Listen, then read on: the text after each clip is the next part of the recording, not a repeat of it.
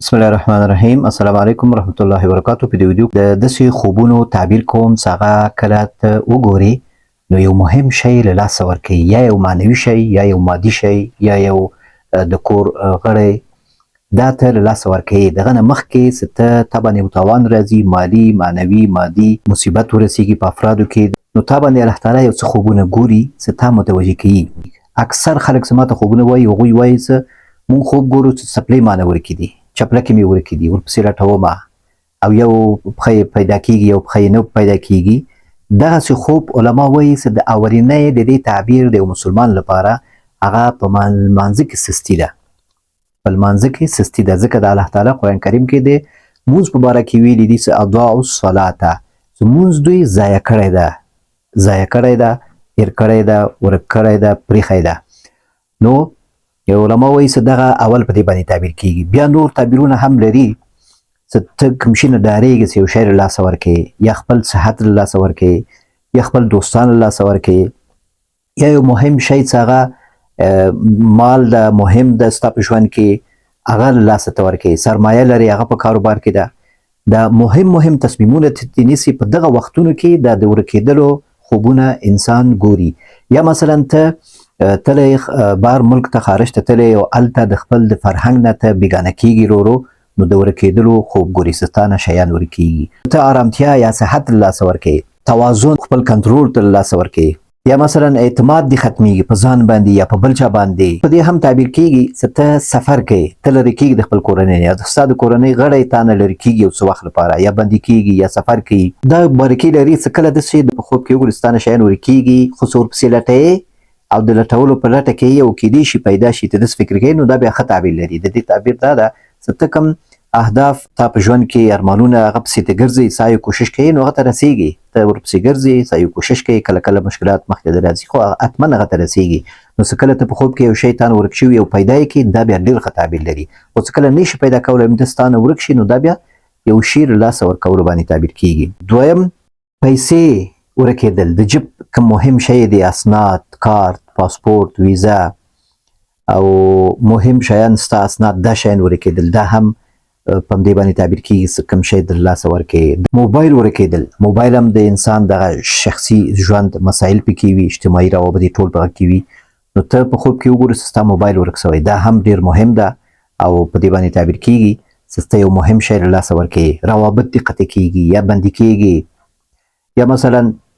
سفر کې د خپل کورنۍ لرې کېږي، یا دوستان درنه خفه کېږي.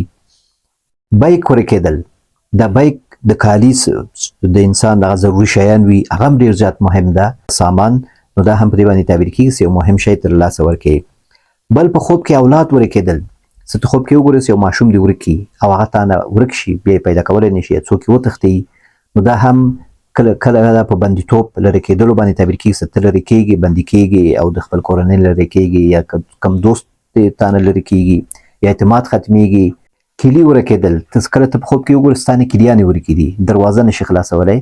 دا هم په دې باندې تعبیر کېږي چې یو شی قطع کېږي او یو شی ته له لاسه ورکوې.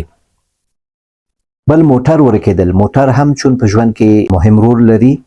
نو موټر ورکېدل چې کله ته په خوب کې وګورې چې موټر دې ورک شوي، نو دا هم په دې باندې تعبیر کېږي چې ته یو مهم شی له لاسه ورکوې، چې یا معنوي به وي یا به مادي وي، ما مخکې تاسو ته مثالونه ویلي، او یا به اشخاصو کې وي چې یو کس به وفات کېږي یا به لرې کېږي، سفر کوي، بندي کېږي، په دې باندې تعبیر کېږي. او بل څه خپل کور ورکوې، ته په خوب کې ګورې چې خپل کور نشي پیدا کولی، کور د ده نه ورک شوي، دا هم په دې باندې تعبیر کېږي چې ته مهم شی له لاسه ورکوې، یا روابط له لاسه ورکوې، یا اعتماد له لاسه ورکوې.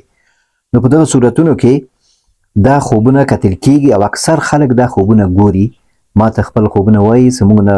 دغسې شی ورک شوي په خوب کې یو ډېر وارخطا ورپسې ګرځو او پیدا کولی نه شو. نو دې کې لږ باریکي شته،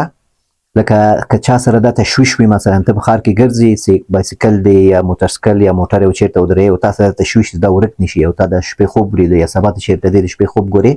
نو دا بیا هغه واقع سره که ربط ولري نو تعبیر کېږي نه، ځکه ستا تشویش در سره ده، او که تشویش در سره نه یې هېڅ خبره هم نه یې، ته د شیانو ورکېدل خوب کې ګورې، نو په هغه صورت کې بیا کوشش وکړه چې تعبیر وغواړې، چې هغه ښه تعبیر شي او ښه طرف ته چې ته متوجه شي، د خپل تدبیر وکړې، بیا څه تقدیر څه فیصله وي هغه خو کېږي، هغه خو څوک نشي ګرځولی، خو انسان بیدار اوسېږي، متوجه اوسېږي هغه ذهناً همدې هغه ته اماده وي، نو بیا هغه مصیبت او غم وي، که یو شی ورکېدل وي، که هر شی وي، روابط کمېدل وي، اعتماد ختمېدل وي، شراکت ختمېدل وي، نو هغه بیا انسان باندې لږ اسانه تېرېږي. ځکه ته پوهېږې څه په دغه مسله کې زه مخکې نه زه پوهېدم چې دغه کار کېږي. نو د دې خوبونو حکمت هم دغه ده چې کله الله تعالی په موږ باندې خوبونه ګوري، نو غواړي الله تعالی زموږ ذهن آماده کړي همدې واقعې ته، همدې حادثې ته، همدغه صدمې ته، همدغه تاوان ته زموږ ذهن آماده کوي. نو په دې کې بیا څه خیرونه دي، هغه خیرونه بیا الله تعالی ته ښه معلوم وي، او انسان ته هم معلومیږي چې کله د انسان یقین په الله باندې جوړ وي، چې کله یو مصیبت، یو واقعه، یو شی پېښېږي، نو دغه نه وروسته به انسان که فکر وکړي، نو انسان پوهېږي چې دا شی ولې ماته ورسېده، دا شی، دغه مهم شی دا ما لاسته ورکړی، نو په دې کې څه حکمت و، نو په هغه خیر سره یې بیا پوهېږي. نو هر مصیبت، هر مشکل چې انسان ته پېښېږي، هغه کې یو خیر وي، خو انسان نه پوهېږي په هغه باندې. صرف څوک چې یقین په الله باندې جوړ وي، ایمان یې قوي وي، هغه انسانان بیا پوهېږي. لکه مخکې زمانه کې دا زموږ علما او امامان د دین ول، دوی به ویلي چې موږ خپل ژوند کې به پوهېدلو چې یو شی موږ سره کېده، یو کار، نو موږ پوهېدلو چې موږ یو تغییر راغلی ده، کېدای شي که دغه کار، دغه نقصان، دغه شی موږ ته نه وی رسېدلی، نو موږ نه ګناهونه کېده، یا غفلت په موږ کې راغلی و، نو الله تعالی په هغه وجه باندې موږ متوجه کوي، یا د یو غټ ضرر نه الله تعالی ساتي. نو دا و د دې باره کې معلومات، چې دا کوم شیان چې موږ په خوب کې وګورو چې موږ نه ورکېږي، دا څه تعبیر لري، او څه وخت ښه تعبیر لري. دا ښه تعبیر هغه وخت لري چې کله ته یو شی تا نه ورک شي، او ته ورپسې لټولو کوشش کوې، او کېدای شي پیدا یې کړي یا پیدا کوې، نو په دې صورت کې بیا ښه تعبیر لري، خپل ارمانونه او ارزوګانو ته رسېدل. او چې کله یو شی تا نه ورکېږي او نه شي پیدا کولی، او سرګردان همداسې راویښېږي، نو دا بیا ښه تعبیر نه لري اکثرا. او انسان ذهن باید آماده وي چې یو شی انسان ته رسېږي، خو چې د مخکې نه انسان لږ ورته آماده وي، نو هغه بیا لږ اسانه تېرېږي. والله تعالی اعلم.